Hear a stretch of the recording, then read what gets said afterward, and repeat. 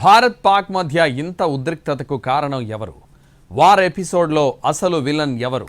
పాక్ను యుద్ధ భూమిలో నడిపింది ఎవరు? ఈ ప్రశ్నలన్నింటికీ ఒకటే సమాధానం, ఆసిఫ్ మునీర్, పాకిస్తానీ జిహాదీ జనరల్. సైనిక పరంగా, ఆర్థిక పరంగా భారత్తో ఏమాత్రం పోటీ పడలేని పాక్ ఇలా మొండిగా యుద్ధంలోకి దిగడం ఎవరూ ఊహించనిదే. అప్పుల్లో కూరుకుపోయి ఎప్పటికప్పుడు ఎవరో ఒకరిని అడుక్కొని రోజు గడుపుకుంటున్న పాక్ యుద్ధాన్ని ఎందుకు కోరుకుంది అంటే అందుకు ఒకే ఒక్క సమాధానం, ఆసిఫ్ మునీర్, ఆ దేశ సైన్యాధ్యక్షుడు. ఆసిఫ్ మునీర్ను అరెస్టు చేశారని ఆర్మీ జనరల్స్ తిరుగుబాటు చేశారు అన్న న్యూస్ బాగా వైరల్ అయ్యింది.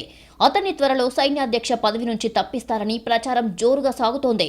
కానీ పాక్ ప్రజెంట్ సీన్ చూస్తే అతన్ని తప్పించడం ఎవరి వల్ల కాదు. ఎందుకంటే సైన్యంపై మునీర్ ఆ స్థాయిలో పట్టు బిగించాడు. పదవి నుంచి తొలగిస్తారో లేదో వేరే సంగతి, కానీ ప్రస్తుతం పాక్ యుద్ధ భూమిలో అడుగు పెట్టడానికి కారణం మాత్రం అతడే. ఆసిఫ్ మునీర్ పాకిస్తాన్ జిహాదీ జనరల్. నరనరాన భారత్పై విద్వేషం, హిందువులపై కసి నింపుకున్న కరుడుగట్టిన పాకిస్తానీ. ఐఎస్ఐ చీఫ్గా, మిలిటరీ ఇంటెలిజెన్స్ చీఫ్గా పనిచేసి సైన్యాధ్యక్షుడైన ఏకైక వ్యక్తి మునీర్. భారత్తో పలు ఉగ్రదాడులకు తెర వెనుక సూత్రధారి అతడే. గతంలో ఐఎస్ఐ చీఫ్గా పనిచేసినప్పుడే పుల్వామా అటాక్ ప్లాన్ చేసి 40 మంది జవాన్లను పొట్టనబెట్టుకున్నాడు. లేటెస్ట్గా పహల్గాంలో 26 మంది టూరిస్టులను చంపిన ఘటనకు సూత్రధారి. ఏప్రిల్ 16న కాశ్మీర్పై అతడు చేసిన వ్యాఖ్యలు పహల్గాం దాడి వెనుక అతడి పాత్రను స్పష్టం చేస్తున్నాయి. పాక్ సైన్యం మొత్తం ప్రస్తుతం మునీర్ చేతుల్లోనే ఉంది. 2018లో ఐఎస్ఐ చీఫ్గా ఇమ్రాన్ ఖాన్ ఆసిఫ్ మునీర్ను నియమించారు.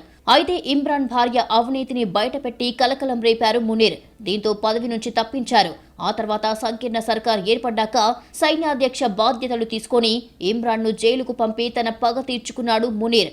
మొదట కాస్త వెనకడుగు వేసినట్లు కనిపించినా తర్వాత సైన్యంపై పట్టు బిగించాడు. తన మనుషులను కీలక స్థానాల్లో నియమించాడు. నెమ్మదిగా రాజకీయ వ్యవస్థపై పట్టు బిగిసిందే. ఇప్పుడు పాకిస్తాన్లో అతడు చెప్పిందే జరుగుతోంది. భరించలేమని తెలిసినా యుద్ధ భూమిలో అడుగుపెట్టడానికి కారణం ఆర్మీ చీఫే.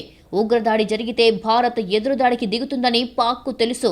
దాన్ని తాము భరించలేమని కూడా వారికి తెలుసు. అయినా పాక్ యుద్ధానికి వెళ్లడానికి కారణం ఆర్మీనే. అతన్ని ఆపే ధైర్యం పాక్ అధ్యక్షుడికి లేదు, ప్రధానికి లేదు, రక్షణ మంత్రికి అంతకన్నా లేదు. జనరల్ జియా ఉల్ హక్ తర్వాత ఇస్లామిక్ నేషనలిజం నినాదం ఎత్తుకున్న వ్యక్తి మునీర్. అతను చదువుకున్నదే మదర్సాలు. అందుకే భారత్పై అంత వ్యతిరేకత. పాక్ సైనిక ఉన్నతాధికారులు ఎక్కువగా పాకిస్తాన్ మిలిటరీ అకాడమీ నుంచి వస్తే మునీర్ మాత్రం ఆఫీసర్స్ ట్రైనింగ్ స్కూల్ నుంచి రిక్రూట్ అయి క్రమక్రమంగా చీఫ్ స్థాయికి ఎదిగాడు. ఐఎస్ఐ చీఫ్గా, మిలిటరీ ఇంటెలిజెన్స్ డీజీగా పనిచేసిన అనుభవం ఉండటంతో వ్యూహాలు పన్నడంలో మునీర్ దిట్ట. భారత్ సింధు నదీ జలాల ఒప్పందం నుంచి వైదొలగగానే సిమ్లా ఒప్పందంను రద్దు చేస్తున్నట్లు ప్రకటించడం వెనుక ఉన్నది మునీరే. ఆకస్మిక నిర్ణయాలు తీసుకోవడం, ఎవరూ ఊహించని వ్యూహాలు పన్నడంలో మునీర్ ముందుంటారు. అందుకే అతన్ని అంత ఈజీగా తీసుకోవద్దని రక్షణ నిపుణులు హెచ్చరిస్తున్నారు. ఓటమి తప్పదని తెలిసినా భారత్తో కయ్యానికి కాలు దువ్వడం వెనుక మునీర్ మాస్టర్ ప్లాన్ ఉందని కొందరు పాక్ నేతల అనుమానం. ఓటమి తర్వాత అందుకు బాధ్యులుగా పాక్ రాజకీయ వ్యవస్థను చూపించి తాను తిరుగుబాటు చేసే అవకాశాలు కూడా లేకపోలేదంటున్నారు. ఆర్టికల్ 370 రద్దు తర్వాత కాశ్మీర్లో ప్రశాంత పరిస్థితులు నెలకొనడం అతడికి ఇష్టం లేదు. అదే జరిగితే తన లక్ష్యం నెరవేరదు. అందుకే కాశ్మీర్లో మళ్లీ అలజడి రేపాడు.